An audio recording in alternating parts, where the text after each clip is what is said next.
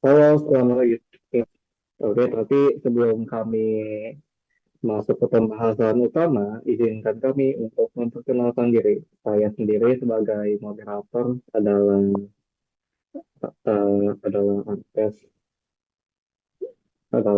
dan yang kelompok lain juga bisa bisa. Sorry ulang ulang.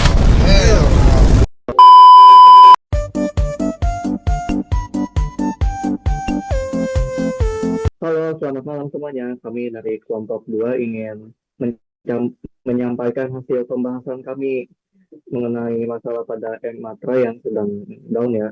Tapi sebelum itu kami mau mau memperkenalkan diri. Saya Tirmizi Artesis Sulaiman, biasa dipanggil Artes, selaku moderator dan anggota yang lain bisa bisa dong perkenalan diri. Saya dimulai dari anggota pertama. Silakan.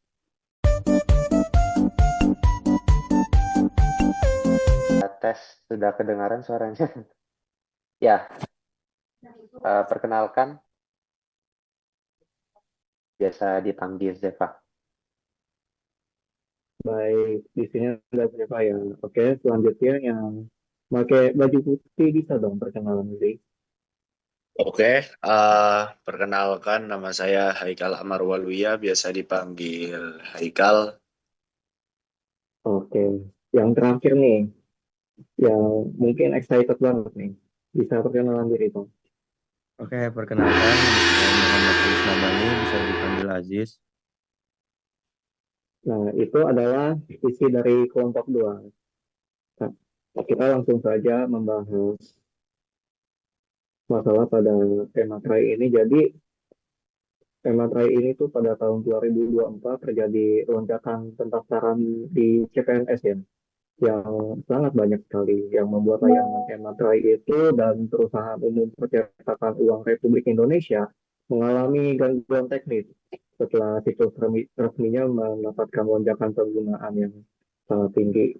Nah, hal ini tuh terjadi seiring dengan antusiasme masyarakat yang mempersiapkan pendaftaran CASN atau CPNS 2024, terutama di hari-hari terakhir menjelang penutupan pendaftaran nih udah sangat udah sangat over. Terus melalui akun Instagram @terori_indonesia, mereka menyampaikan kalau permohonan maaf atas kendala yang terjadi dalam proses pembelian dan pembubuhan emakai. Lonjakan penggunaan sorry, lonjakan penggunaan yang tidak terduga ini tuh menyebabkan perlambatan sistem sehingga pengguna pengguna mengalami antrian yang sangat panjang saat mengakses layanan emakai. Terus di sini tuh juga ada faktor-faktor penyebabnya. Yang pertama tuh ada lonjakan trafik yang tidak terduga. Ini tuh jadi salah satu penyebab utama website mengalami downtime namanya. Itu adalah lonjakan trafik yang tidak terduga.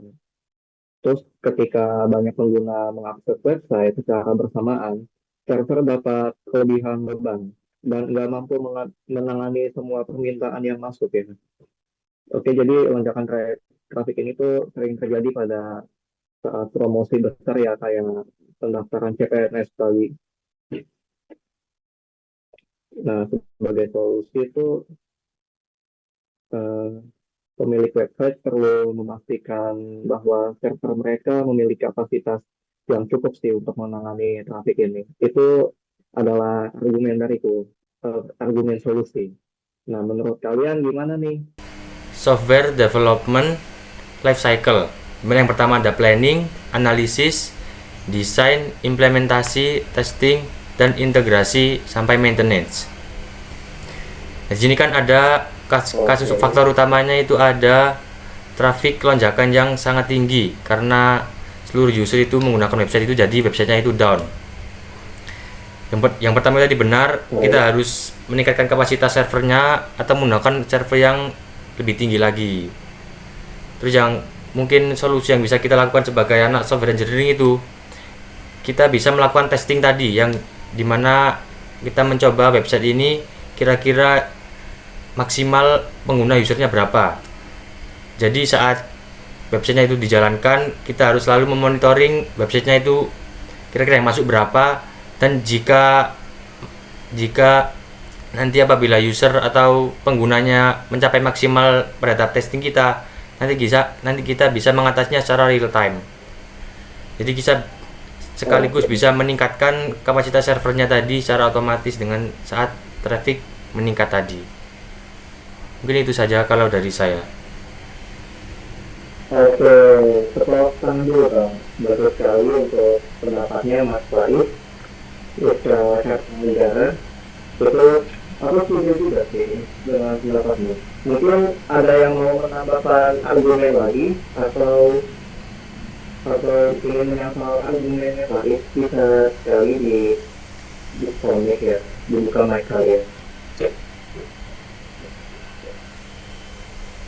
Oh, oke ya, saya mau nambahin nih.